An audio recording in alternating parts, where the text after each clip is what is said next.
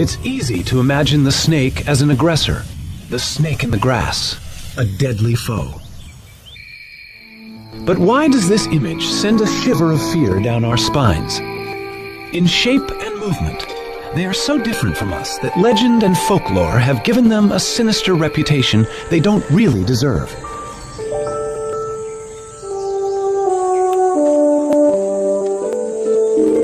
How can we understand an animal that smells with its tongue?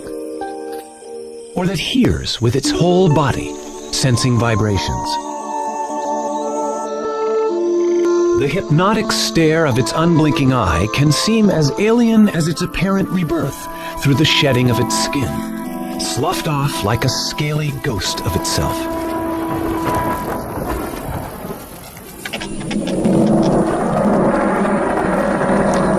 Among them are giants that storybooks say are 100 feet long and ready to strangle unwary jungle explorers.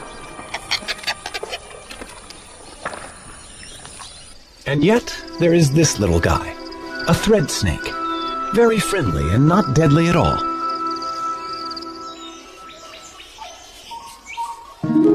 There is even beauty and grace in some as they go upon their bellies, silently through the trees. But where did snakes come from? An animal that looked much like some other reptiles alive today.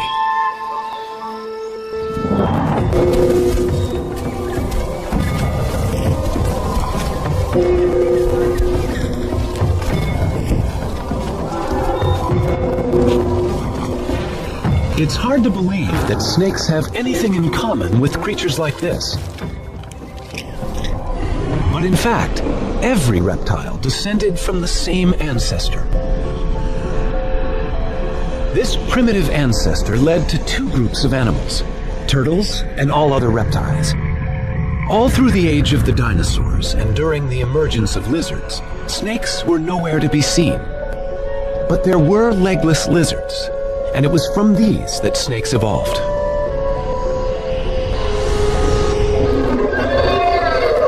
For 110 million years, they have been living side by side with other reptiles. Today, there are more than 2,500 different species of snake.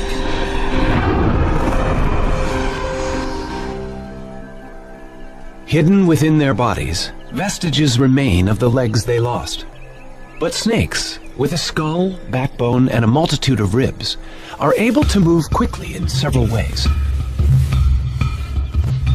The serpentine crawl of the cobra. Most snakes move like this.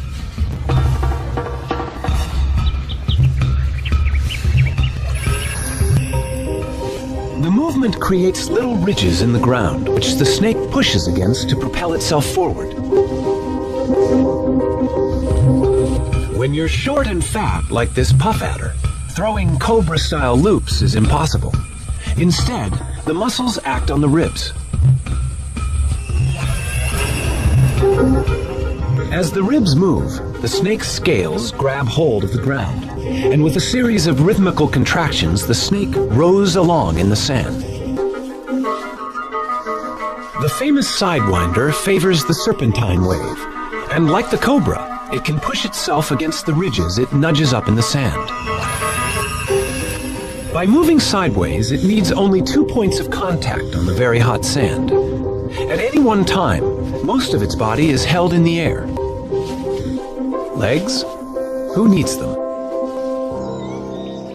There are different problems for a tree-climbing python in a rainforest. To reach across a gap, it can stiffen sections of its body, becoming its own ladder from branch to branch.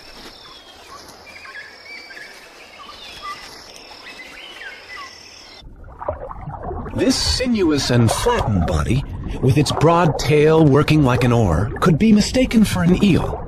But this is no fish. It's a sea snake. Most snakes can swim, though even the sea snake must interrupt its hunting now and then for a breath of air at the surface.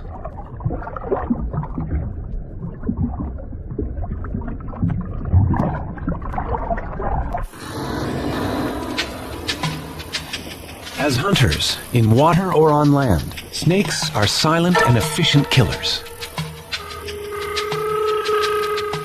A rattlesnake has more than its bite to work with. Its tongue constantly tastes the air, scenting for prey. Its body senses ground vibrations, even the footsteps of a mouse. Standing still is no defense. The rattler is also able to sense body heat. Infrared heat, detected by sensory pits on each side of the face, pinpoints the prey.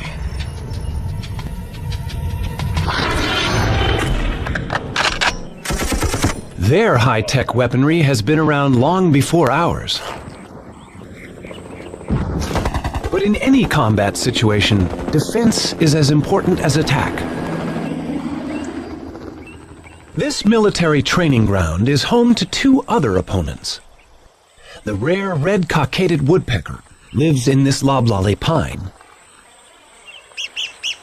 Its enemy is a corn snake, whose tactics are to climb the tree and steal the woodpecker's chicks. The bird's defense is to peck at the tree, releasing its resin.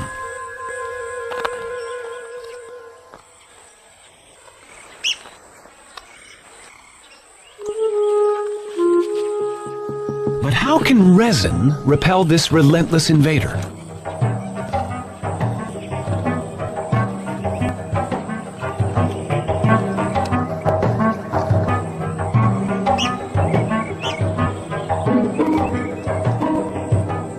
It's getting close.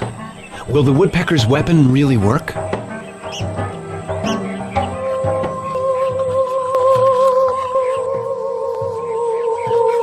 The resin goes into action. Seeping between the scales, it irritates the snake's skin.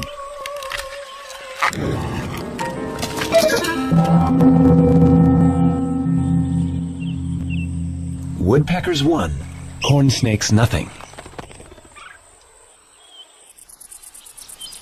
Australia, home to the most venomous snakes in the world. In these cane fields lives one of the most deadly. But why do snakes need venom?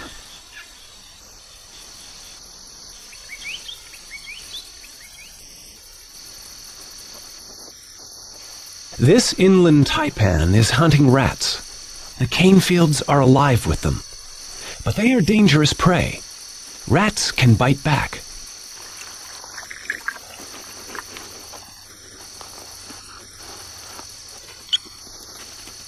A snake's head contains all its sensory equipment: eyes, taste, smell, brain. And the head is vulnerable.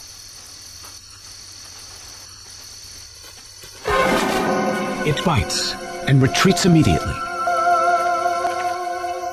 The head is undamaged, and the venom is doing its work. The rat is now paralyzed. The snake can safely approach its prey. Venom gives the snake two huge advantages. It not only kills the prey, but by the time the snake begins to swallow the rat, the venom has already begun to digest it, breaking down cells in the body. The venom in a baby snake can be even more powerful than the adults. This young cantle viper is luring prey with its worm-like tail.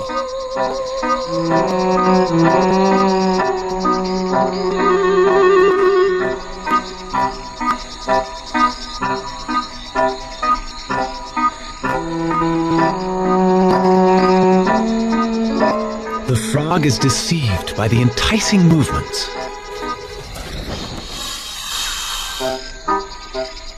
Unaware of its lucky escape, the frog remains convinced there is a worm there.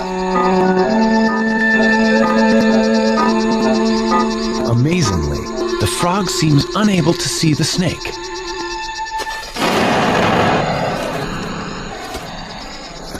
The venom acts quickly, subduing the frog.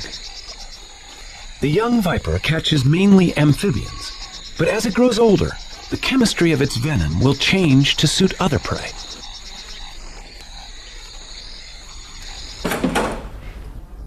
Donald Stridham works with South African snakes to understand how venoms affect the bodies of prey animals and how the venom is delivered during a bite.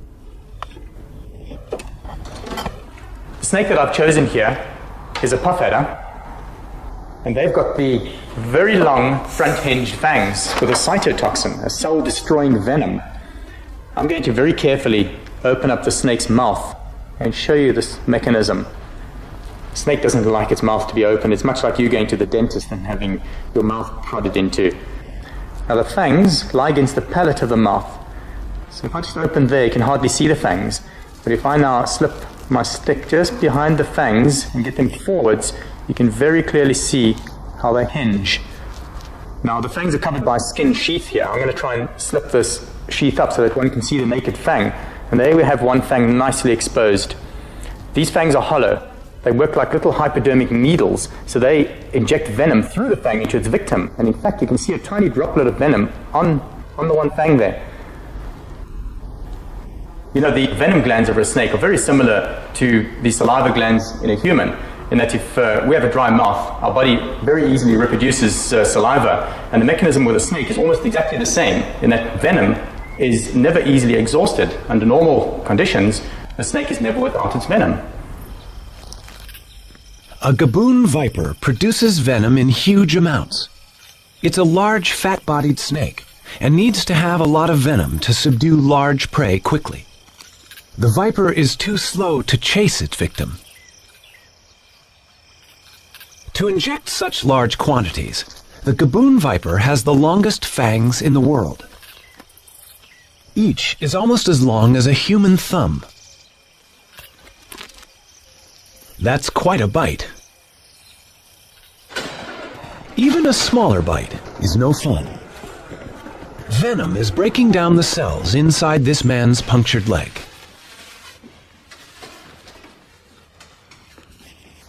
He's not feeling too bad now, but measurements show his leg is swelling fast, a sign that the snake injected a potentially fatal hit of venom. Blood vessels are rupturing. Fluid is accumulating as tissues break down.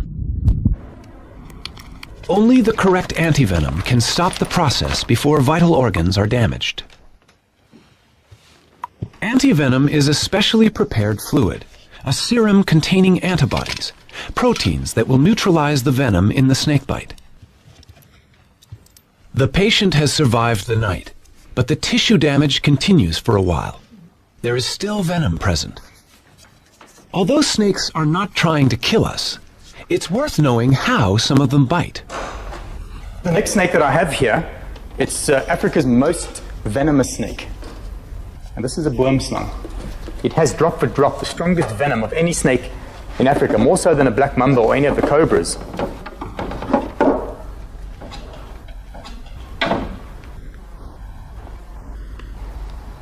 Most people think that a black-fanged snake can't bite onto a large part of your body. Most people think that the boomslang can only latch onto your earlobe or small finger. Whereas you can see here, this is not true, in that the whole head of the snake is divided in half by its mouth. And they can open that mouth up to about 120 degrees. And with the mouth that wide open, they could very easily bite you on the flat of your hand or the top of your leg, wherever it pleases. If you were bitten by this snake, you would literally bleed to death. So what's going to happen to you is that you're going to bleed into your heart, into your stomach, into your bowels. You're going to be urinating blood, defecating blood, and it's really a horrific way to die. This poor frog is about to be the victim of a vine snake in Central America. This snake is also back-fanged, just like the boomslang. Fortunately for small prey, death comes quickly.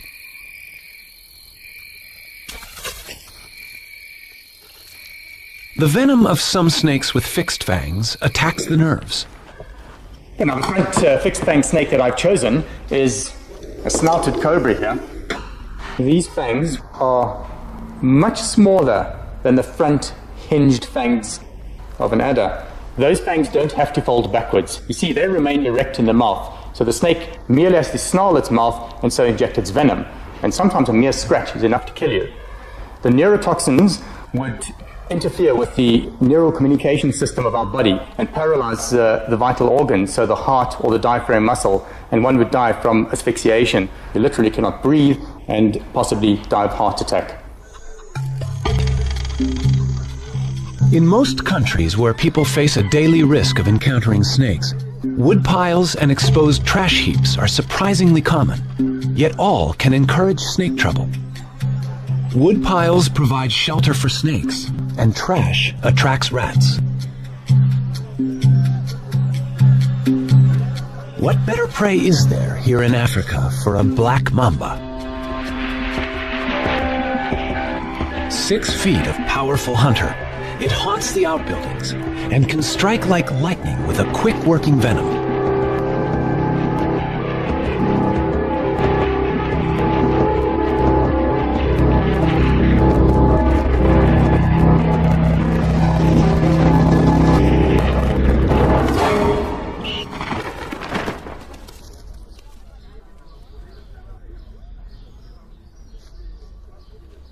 To a black mamba, this bungalow is just another place where food may be in good supply. Inside, Tony Morgan confronted an uninvited guest, and it bit him. This is a typical corner that snakes like to hide in, and it was a similar corner like this near my front door on the farm that I found a mamba all curled up here with my fishing rods and various things like that. And as I don't kill anything, particularly snakes, I grabbed this particular implement and I thought that I hooked him out, and I thought that I'd pinned him down. Unfortunately, he was able to stretch quite a bit, and he got me just below the knee with one fang. I then lasted exactly 30 minutes. And my wife got me down to Donald's place very quick. And then he took over and drove me down to the hospital, where we were fortunate in finding a doctor on duty. And 30 minutes after the bite, I said to him, I cannot exhale anymore. And he said at the same time, which I didn't hear, his heart has stopped as well. So in effect, I was dead at that time.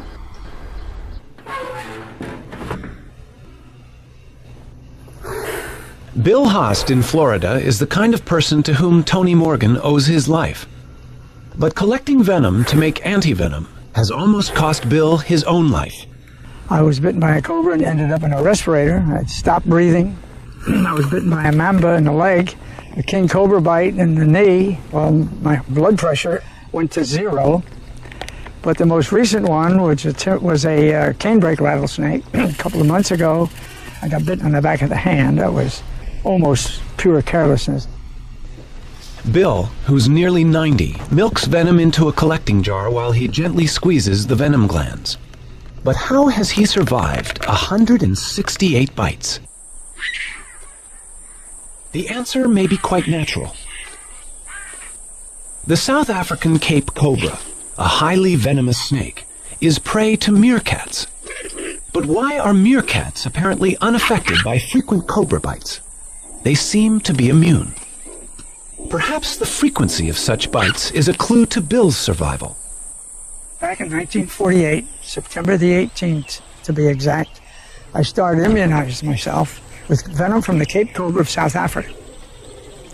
I diluted the venom 10,000 times and took 1/100th of a milliliter.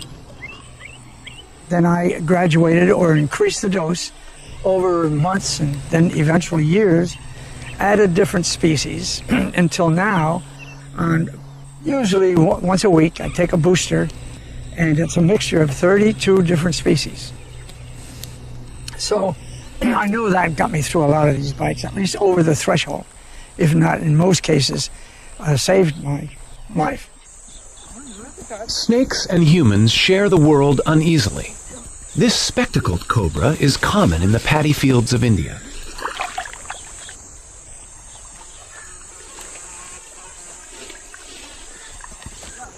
Every year, more than 10,000 people are killed here by snakebite. Antivenom is unavailable. For the same reason, snakebite is a major killer across Central and South America, Africa, and Southeast Asia. It's hard to arrive at an exact number, but at the lowest estimate, 50,000 people die each year.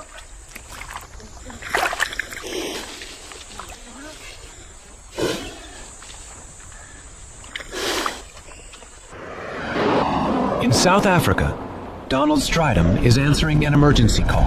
In this part of South Africa, we have a lot of venomous snakes.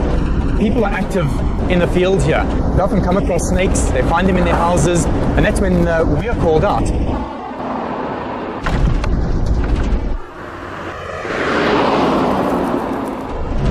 Seems to be the place over here. Lots of people standing around there. A snake in a house is a cause for local excitement, but the occupants have already followed the right emergency procedures. Everyone has left the house, and they've not only closed the door but sealed it as well with a towel.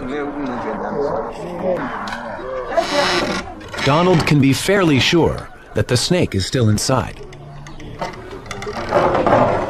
What I'm going to do here is actually put a visor on, because in a situation like this, it's very possibly a spitting snake. So I'm just going to get a few things that I need here.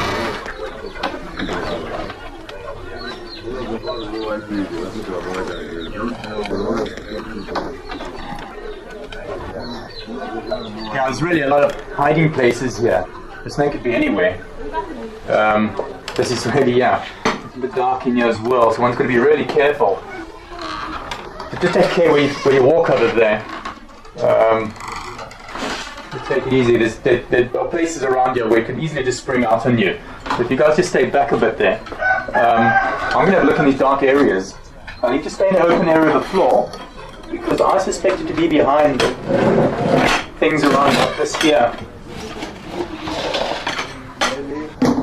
Oh, that's clear.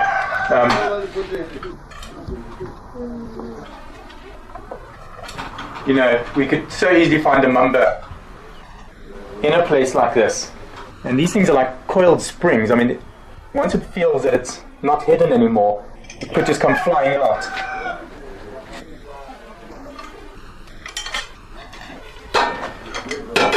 You see, these are perfect. You'd find rodents here as well, and this is what the snake was probably looking for, or to just try to hide from the disturbances outside, possibly. You know, this whole area is really, really good. Look at these mats under here. No, nothing there. You know, I don't know, sometimes they even find an escape. They could actually maybe even get out from where the door was plugged out there. It could have pushed past there. But I think we just maybe should carry on looking. You know, it could also have climbed. I mean, these walls are pretty rough up here. I could take a look somewhere up here.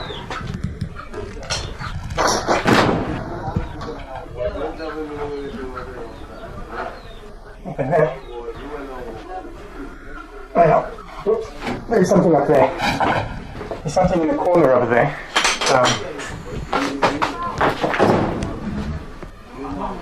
Yeah.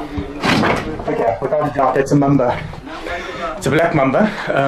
There's a piece of coil just around between the roof and the wall there. We know that mambas are very, very poisonous. I mean, if this bites us, we're quite far from a hospital now, so we've got to be really, really careful. And if you can just stay in the furthest corner away from me there, just out of my way, I'm going to bring it down and just get it straight past you outside, and then deal with it, get it into the bag.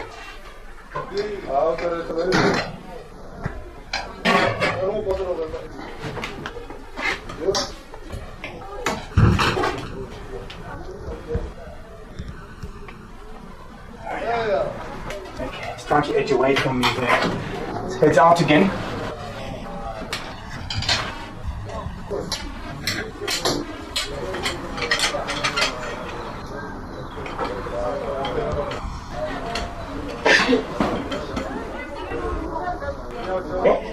It's black marked at me, it's warning me. But it's interesting that the snake doesn't just come out attacking. But at this stage, having it like this, it obviously feels threatened. At this stage, it'll bite whatever comes near to its mouth. And it's a big snake, bigger than I thought. It's a long animal. Just watch it behind me there. Please don't just come any closer than that.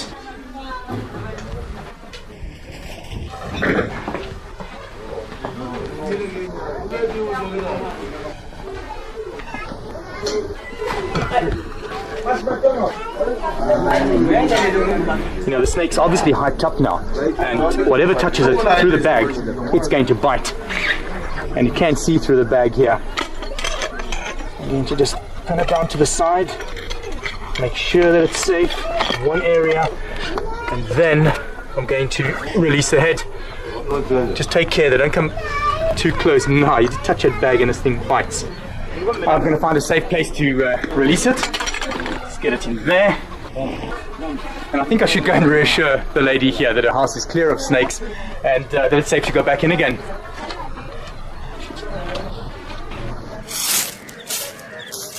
Housewives in India are troubled by snakes as well. The men of Vrindavan have also made a profession out of removing them.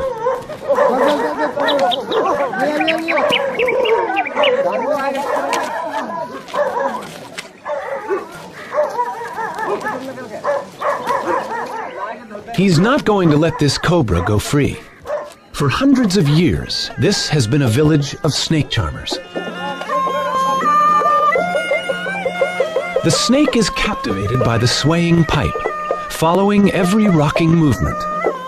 And that's the snake charmer's secret. The music plays no part. It's probably too high a frequency for the snake to appreciate. It has no eardrums. Sound vibrations are perceived only by way of the skin, muscle, and bone.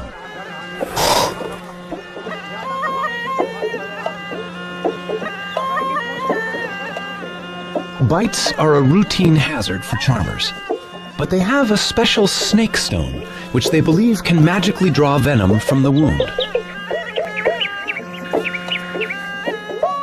Survival is most likely to depend on the snake only biting in defense, using little or no venom. Also, the victim himself may have received many mild bites in his lifetime and developed some immunity. But the piece of soapstone is the treatment they believe in.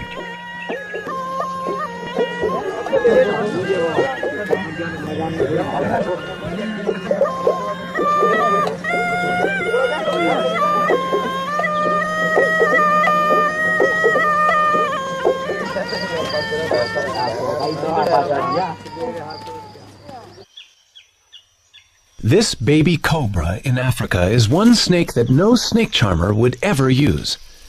It threatens the civet cat by standing tall and looking big.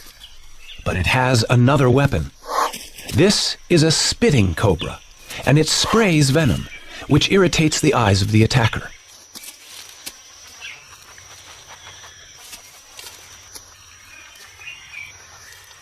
It's not lethal, but it works.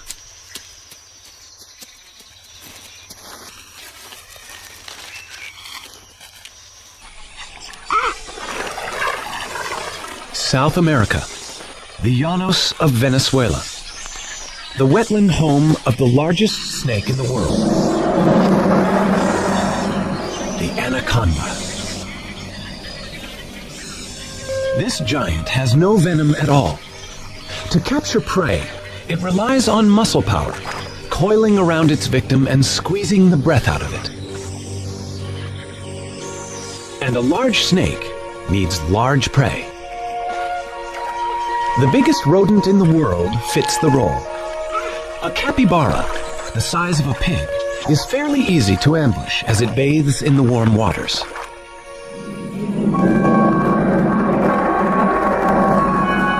The snake must have teeth strong enough to hold on to such lively prey, and be ready to loop its body tightly around the capybara to avoid being bitten or scratched.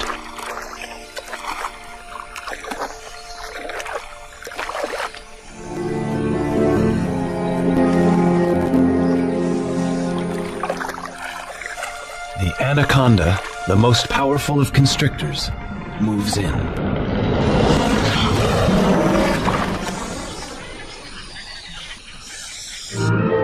Look out, Jimmy. Hold that head, hold it. Right, Mr. Miss cries for help.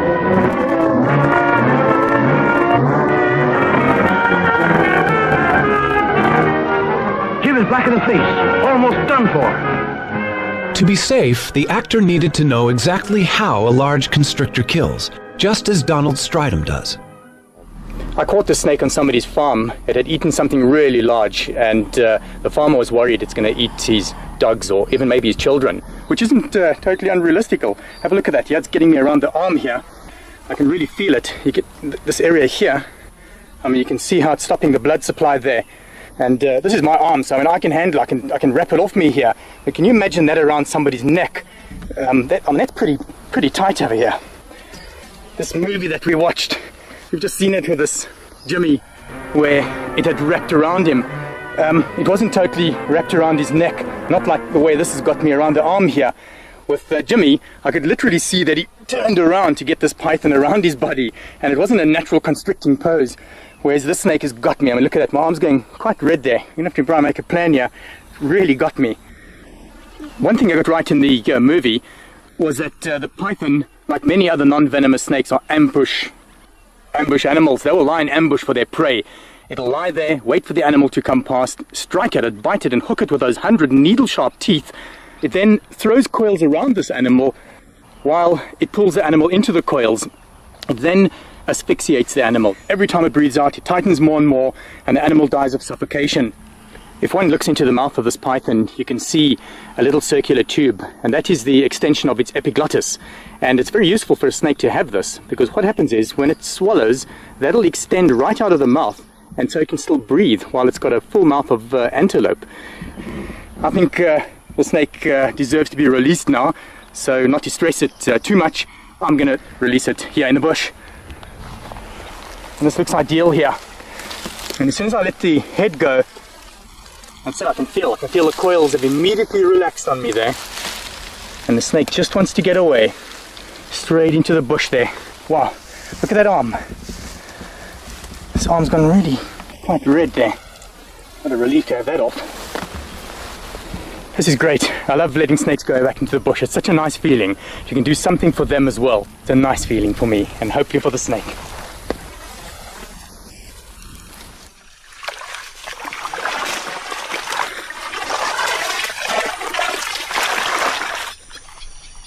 Back in anaconda country, there's someone who's trying to do good things for them as well.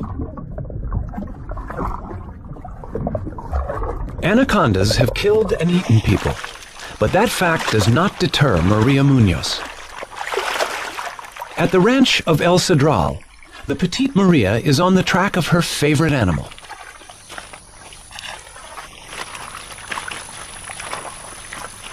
She works with her assistant, Ramon. A snake longer than 10 feet always requires 2 people for safe handling. ¿Cuántos machos tenemos? How many males do we have? It's the breeding season for anacondas, and Maria recognizes this group as small males. She hopes they will lead her to the much larger females somewhere nearby. The males are placed in bags to keep them out of the way. Bueno, burbuja. The female they find is 13 feet long. Voy. Maria uses a trick to calm it down. No. She dips its head in the mud so it can't see. She was very quiet. Le voy a poner en la cabeza. Beautiful. For several years, Maria has been studying how anaconda populations here live and vary. The tail. I'd like to know is new one or she had a mark. Let me see the quack. Good. It's a new female for us. That means there are more than 900 anacondas, green anaconda in this ranch. Before Maria began her work, no one knew how many anacondas could live here. Now, by taking blood samples for DNA, she is also getting some idea about how they are related. But of course, she still needs to know how long these giants are. Her personal best is nearly 20 feet, about 10 feet short of the world anaconda record.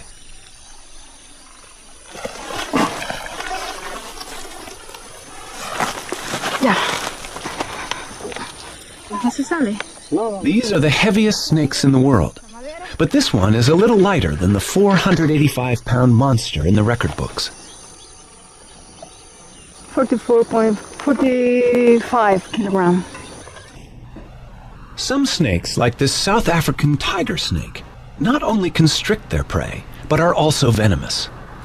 I've got the tiger snake's favorite prey. It is a striped skink. Now I'm going to bring it in closer, and you're going to notice that the tiger snake will bite and poison its prey, also wrap around it to constrict and kill. Now this is of course a dead skink, so I'm going to move it around so that the snake thinks that it's alive.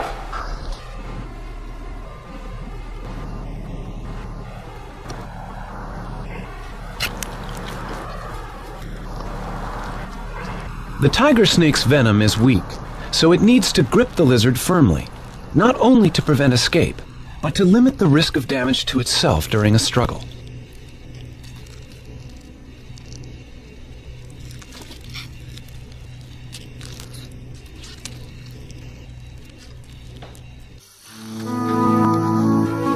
Often the brilliant colors and patterns of a snake's skin are not a warning but a subtle camouflage, matching its surroundings. And to us, it can look beautiful.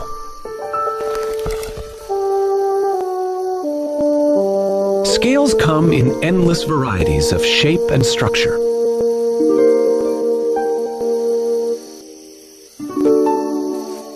In the wild, snakes are not easily seen, a useful quality which suits these masters of ambush perfectly. But the beauty and subtlety of snakeskin has also been their undoing for thousands of years. As any snake grows, it must shed its outer skin like an overtight suit. The new scales revealed are at their best. The cast-off skin is discarded, and with it also go most of the parasites that have attached themselves to the snake.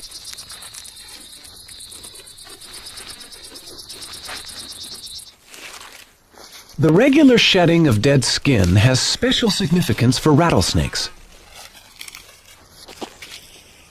Each time a rattlesnake slips out of its old skin, its rattle gains another section at the base. The rattle is a series of loose-fitting interlocking scales that, when shaken, produce a sound that warns large animals not to step on the snake.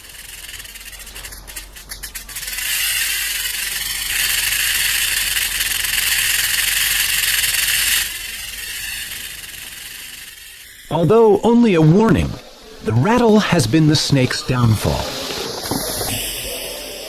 Their noise makes them easy to locate, and as a result, tens of thousands are killed every year.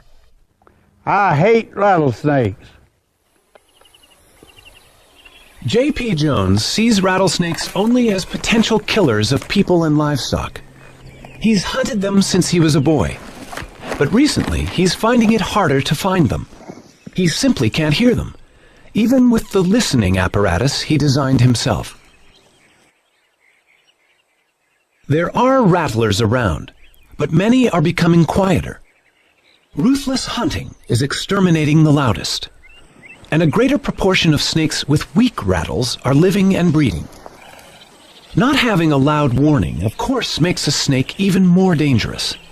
But J.P. is undaunted, and his roundup goes on, presumably until only silent rattlesnakes survive in his part of Alabama.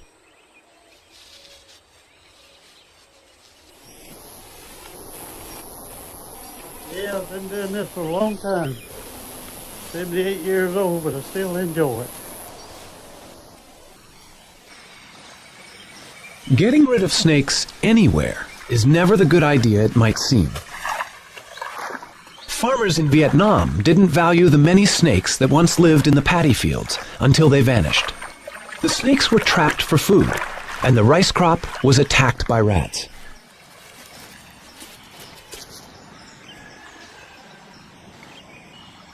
A third of the country's crops was devastated by the rodents.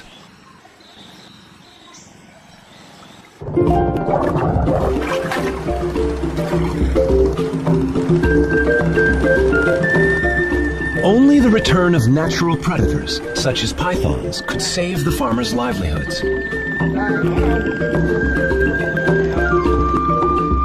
The government's official snake repatriator is Dr. Nguyen. He's bringing snakes to the village where he was born. And he knows how important it is that children, as well as the farmers, realize how essential these harmless snakes are to their future.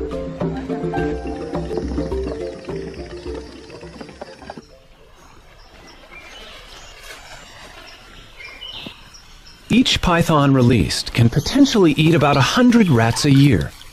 Dr. Nguyen will release